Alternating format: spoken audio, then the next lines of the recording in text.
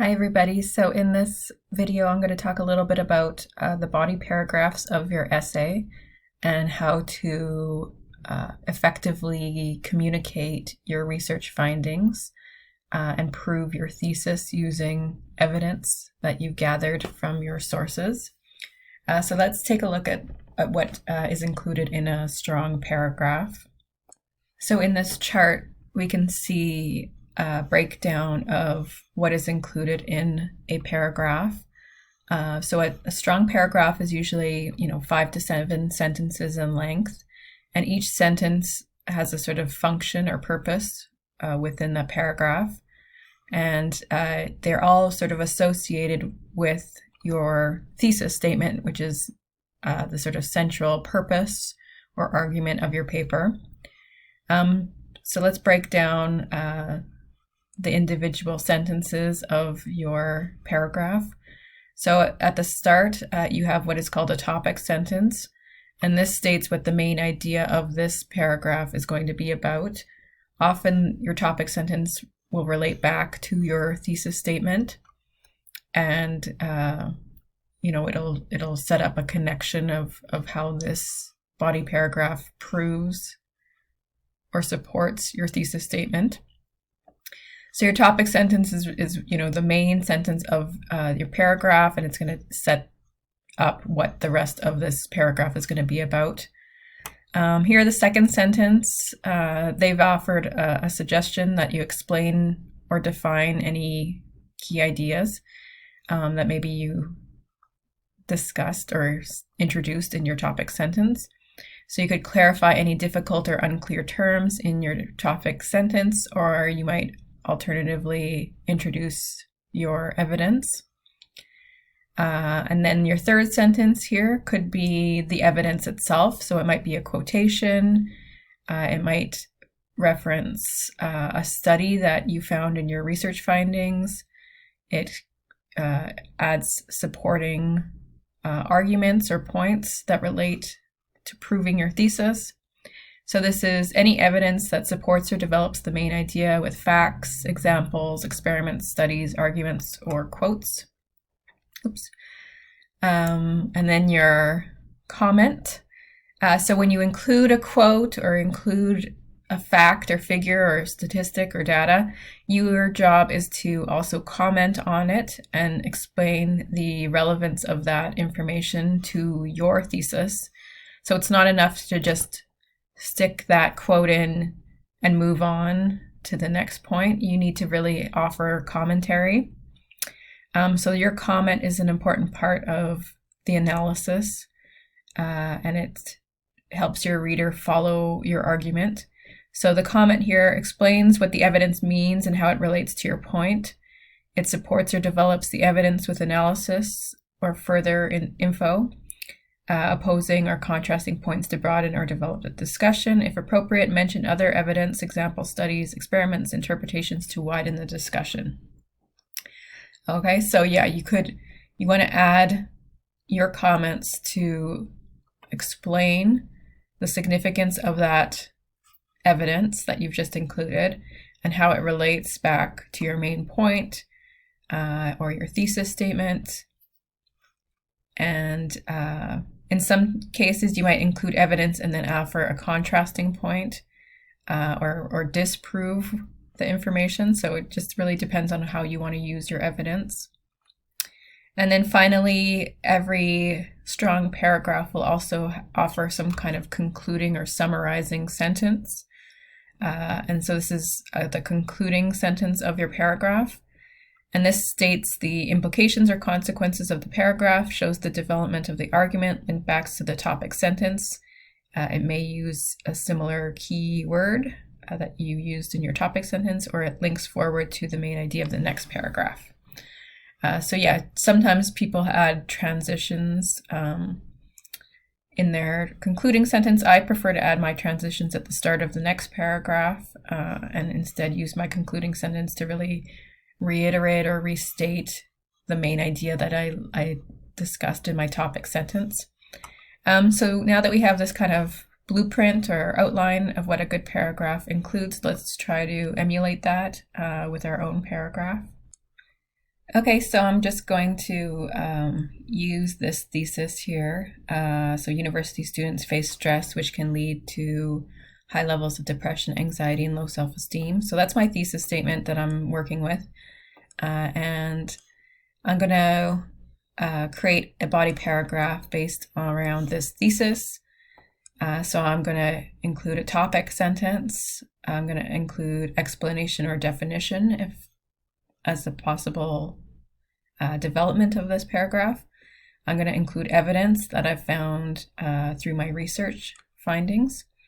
I'm going to comment on it, so add my commentary and explain or discuss how it relates back to my thesis topic.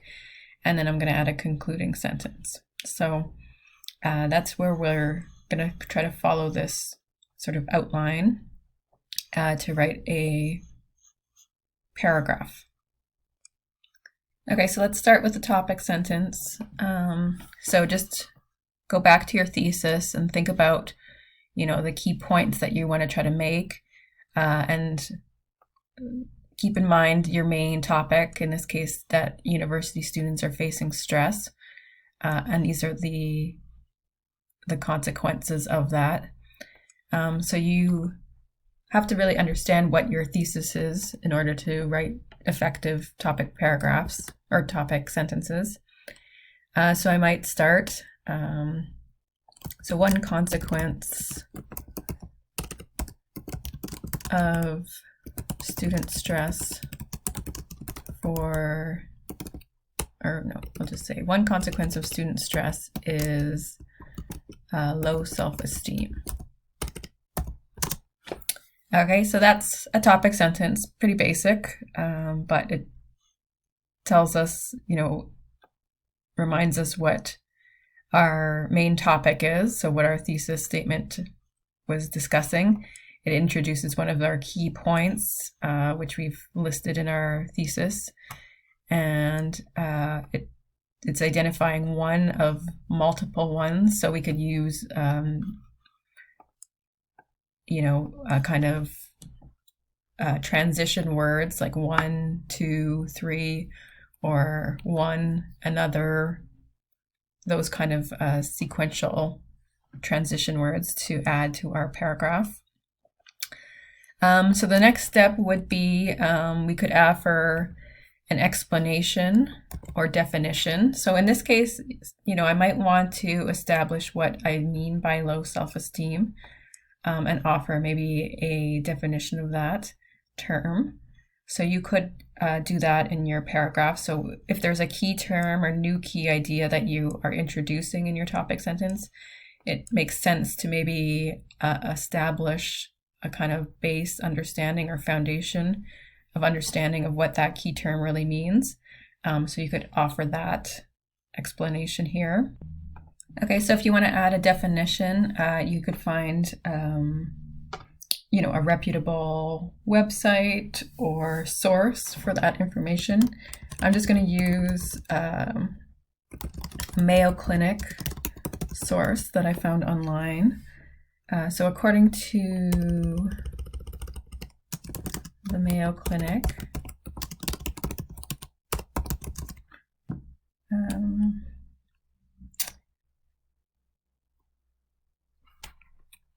first I should make sure that I have the right word here. Low self-esteem. So according to the Mayo Clinic, low self-esteem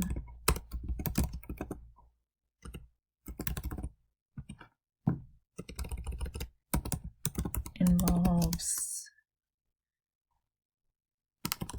putting little value on your opinions and ideas and worrying that you aren't good enough.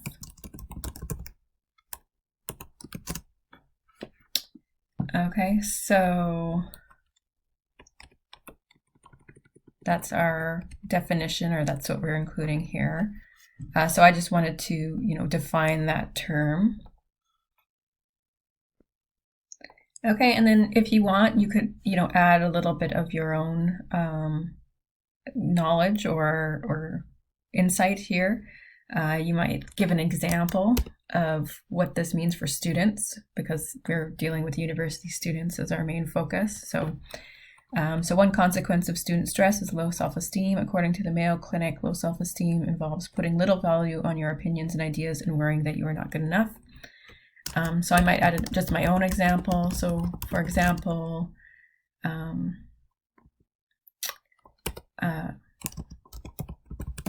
university student might express low self-esteem by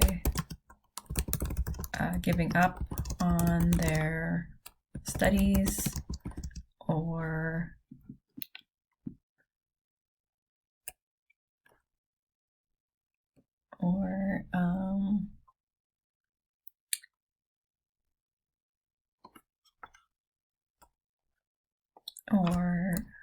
disengaging from classroom activities or something like that. So you want to maybe just use your own words to convey what it is being said here, just to clarify and give an example. Okay, then we want to maybe add some real evidence. So this is maybe a study, a fact, some information, some data, a quote, something solid and concrete evidence that we can use to illustrate this point that we're trying to make, that student stress is leading to low self-esteem. So you want to make sure you're introducing your sources. So I introduced the Mayo Clinic as one source in a signal phrase. So according to the Mayo Clinic, I want to introduce my other sources. So in this case, I found an article that I want to include. Okay, so I want to introduce the source. So in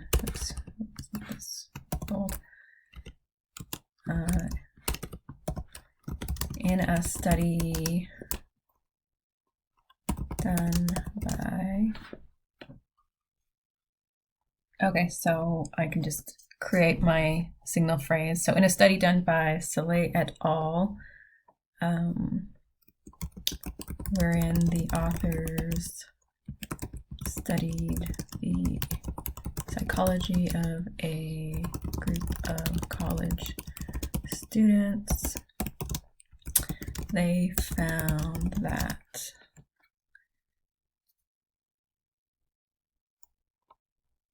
a high number of students struggled with low self-esteem as a result of stress. Okay, so that's basically just introducing one of my research sources. So it's basically saying who the authors are, what they're studying.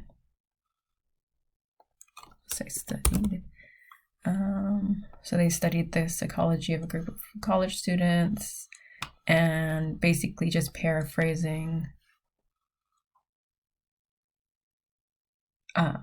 what that article was about. But I might want to also include a quote. Okay, so I'm just going to cut and paste some information in here, but I'm going to change it. Okay, so this is directly from the article.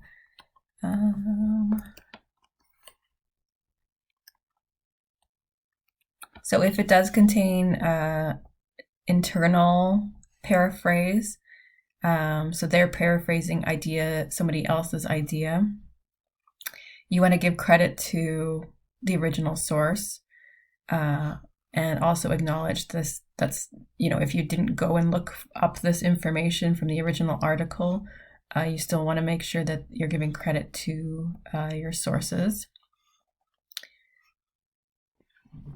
Okay, so if you have an indirect source that you want to include here, so it's called an indirect quote or indirect source is when you're you're citing information that comes from a different source, not from the one you're reading. So I have an article by Soleil et al., but they have information in there from this source, Han 2005, that I want to include in my paper.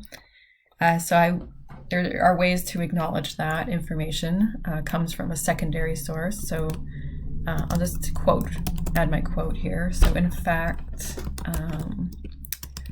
low self-esteem was found to be the strongest predictor of stress symptoms in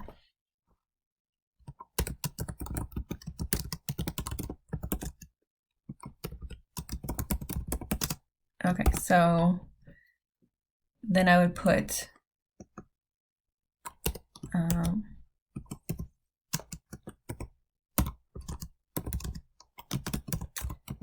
our primary source and where we found it. So you could say Han quoted in Soleil et al. And then add your page number. Okay, so just add our page number, and there we go. So the original information is from Han, so that's their internal paraphrase here. But we found it in this article by Soleil et al. On page 19. So that information is included in our in-text citation. So yeah, you want to just make sure if you don't find the original source, you can always do that. So you can go and find Han's article and quote directly from his article, or you could do what is called an indirect quotation. So you could acknowledge where that information was found in, so which article you have directly in front of you. So that's how you do that.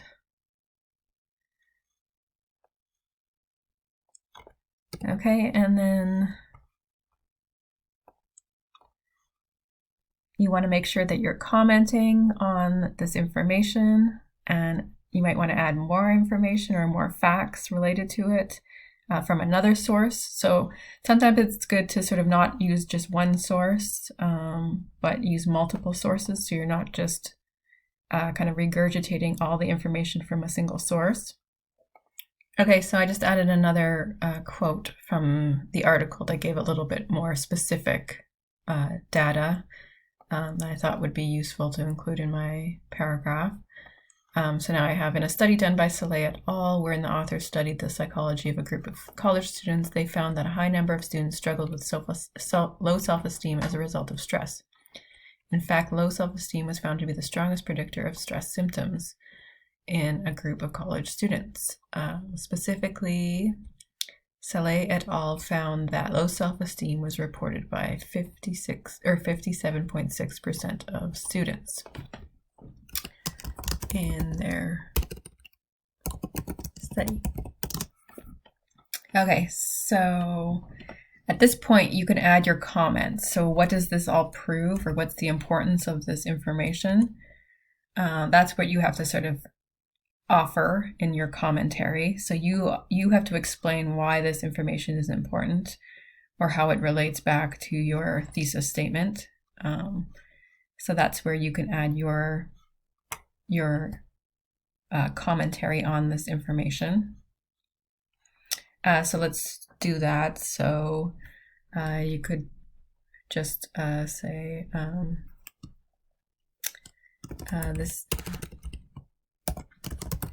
this information reveals the high rates of low self-esteem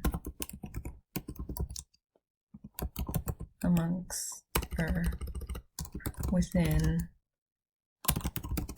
college students.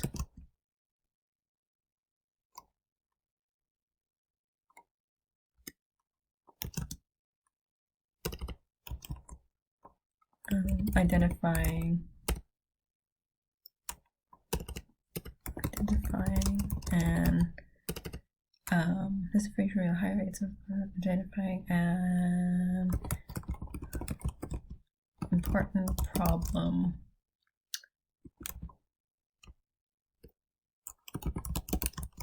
that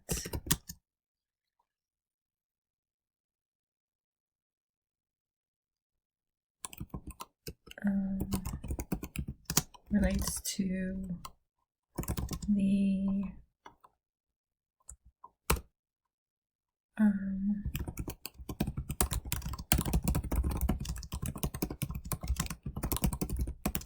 okay, so I don't know what you can sort of offer, maybe better commentary than that, but you know, you just sort of add your comments explaining why they are significant to your thesis. So this information reveals the high rates of low self-esteem. Actually, that kind of sounds dumb, high and low. So this information reveals the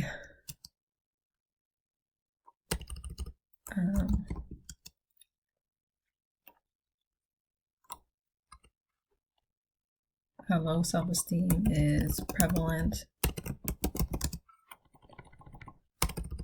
among college students, identifying an important problem.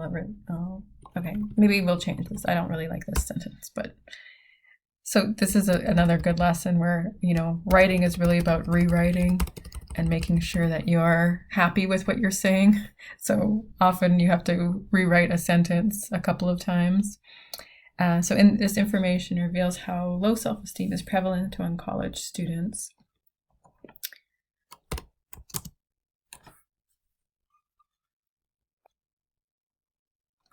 Okay, so this information reveals how low self-esteem is prevalent among college students experiencing psychological distress.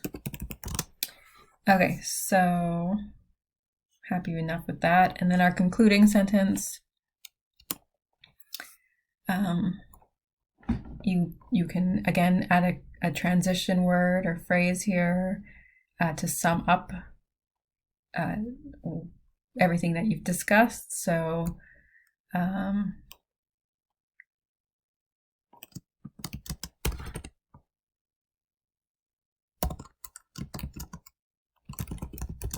as shown,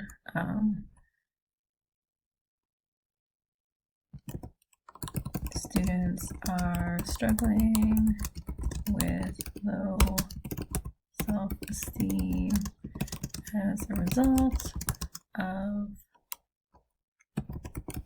stress.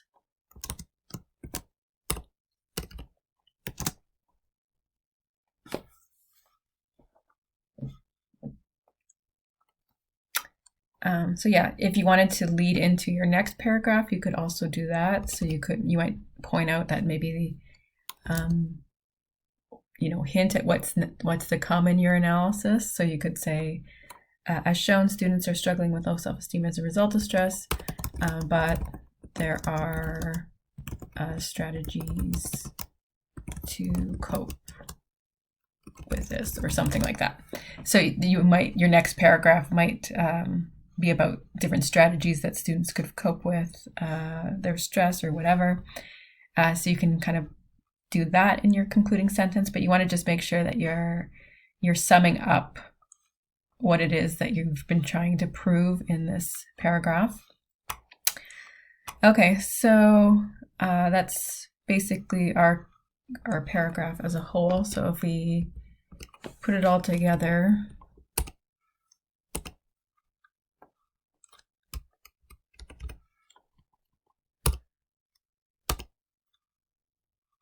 we come up with a pretty good paragraph. It's at least developed. It has quotes in it, and it acknowledges our sources. And just take out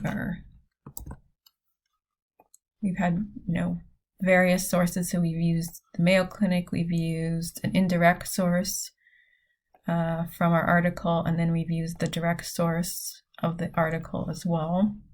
So we've used a couple of different sources here.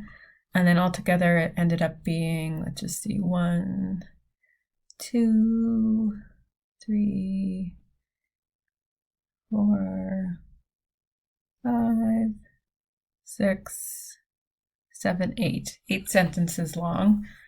So yeah, it's a developed paragraph. And if we're just gonna make it formatted correctly, we indent the paragraph,